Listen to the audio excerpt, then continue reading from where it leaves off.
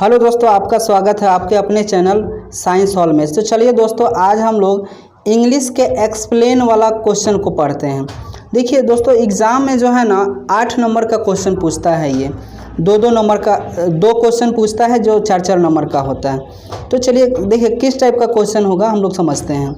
देखिए यहाँ 4 गो हो रहेगा क्वेश्चन, जिसमें से 2 गो का जवाब देना होता है, क्योंकि एक जो क्वेश्चन होगा इस टाइप का होगा, जैसे कि we notice that the mind is restless bird, that more it gets the more it wants and still remains unsatisfied। देखिए गांधी जी जो है, हम देखते हैं कि मन एक बेचैन पक्षी है, जितना अधिक वह चाहता है उतना ही अधिक प्राप्त करता है और फिर भी वो असंतुष्ट रहता है। देखिए ये हमारा क्वेश्चन दिया हुआ रहेगा और इसी को हम लोग आंसर में लिखेंगे। यहाँ पे आंसर जो है देखिए, this line has been taken from the essay, माने कहने का अर्थ है कि यह जो लाइन है यह निबंध से लिया गया है। Essay Indian civilization and culture written by Mahatma Gandhi. ठीक है दोस्तों, ये जो है बात महात्मा गांधी लिखे हैं। Gandhi ji says that is modern civilization people have become greedy, our mind is like a restless bird, the bird feels in search of more and more food, our mind feels like a dissatisfied and hungry bird, our bird is not satisfied, that is has it remains unsatisfied, the human mind is restless bird because it is never satisfied, so we should try to control our passion and learn to remain satisfied with that we have। देखिए दोस्तों, इसका आप हिंदी देख लेते हैं। यह पंक्ति महात्मा गांधी द्वारा लिखा निबंध भारतीय संस्कृति सभ्यता से ली गई है। गांधी जी कहते हैं कि आधुनिक सभ्यता में लोग लालची हो गए हैं। हमारा मन एक बेचैन पक्षी की तरह है, चिड़िया उड़ती है अधिक से अधिक भोजन की तलाश में। हमारा मन एक असंतुष्ट और भूखे पक्षी की तरह उड़ता है। हमारा मन संतुष्ट नहीं है कि यह क्या है, यह एक असंतुष्ट रहता है। मनुष्य का मन बेचैन पक्षी है, क्योंकि यह कभी तृप्त नहीं होता। हमें अपने जुनून को नियंत्रित करने की कोशिश करनी चाहिए और जो हमारे पास है उसी में संतुष्ट रहना सीखना चाहिए।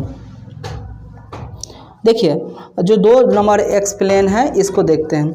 ए mind is not necessarily happy because he is rich the poor to be happy. देखिए जरूरी नहीं है कि आदमी खुश हो क्योंकि वह अमीर है, डैश जबकि गरीब भी खुश हो सकता है।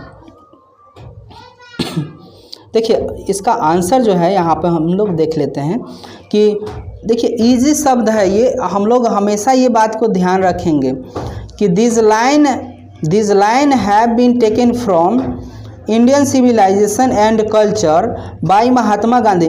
देखिए इतना तो सब में लिखना है।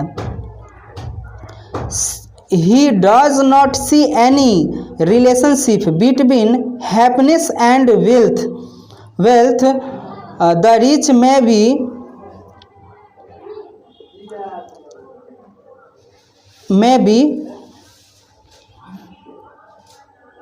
unhappy and the poor may be happy.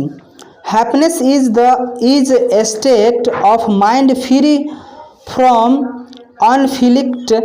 Real happiness lies in the proper use of hands and feet। देखिए क्या गांधी जी कहते हैं, यह पंक्ति जो है गांधी द्वारा भारतीय संस्कृति सभ्यता से ली गई है। उसे कोई नज़र नहीं आता है। खुशी और धन के बीच का संबंध है। अमीर दुखी तो हो सकता है और समर्थ खुश हो सकता है। खुशी एक अवस्था है, मन की चंचलता से मुक्त है। असली खुशी हाथ और पैर के सही इस्तेमाल से है। देखिए अगला क्वेश्चन जो है, civilization that mode of contact good contact, सभ्यता वह आचरण का तरीका अच्छा बर्ताव है। देखिए ये बात कहाँ से लिया गया है, तो इसका आंसर देख लीजिए। दिस भी लिख सकते हैं, दिस भी लिख सकते हैं, कोई दिक्कत नहीं है। This line has been taken from Indian civilization and written by Mahatma Gandhi. Here Gandhi ji defines civilization that it is the mode of contact that point out to man the path of duty, so one can release of one's duty to perform. It lies in attaining mastery over mind and passion. It means is that nothing to be with our materialist progress. देखिए गांधी जो कहते हैं, यह पंक्ति महात्मा गांधी द्वारा लिखित भारतीय सभ्यता और संस्कृति से ली गई है। गांधी जी की सभ्यता परिभाषित करते हैं कि यह आचरण का तरीका है जो मनुष्य को कर्तव्य का मार्ग बताता है कि कोई कर सकता है, करने के लिए अपने कर्तव्य का एहसास और यह मन के जुनून पर महारत हासिल करने में निहित है। इसका मतलब है कि इसका हमारी भौतिकवादी प्रकृति से कोई लेन देन नहीं रहता है। देखिए अगर इस तरह का आप एक्सप्लेन कर दीजिएगा तो आपको 8 नंबर का काम हो जाएगा, इसलिए आप ध्यान से पढ़िए और इसको याद कीजिए। Thanks for watching.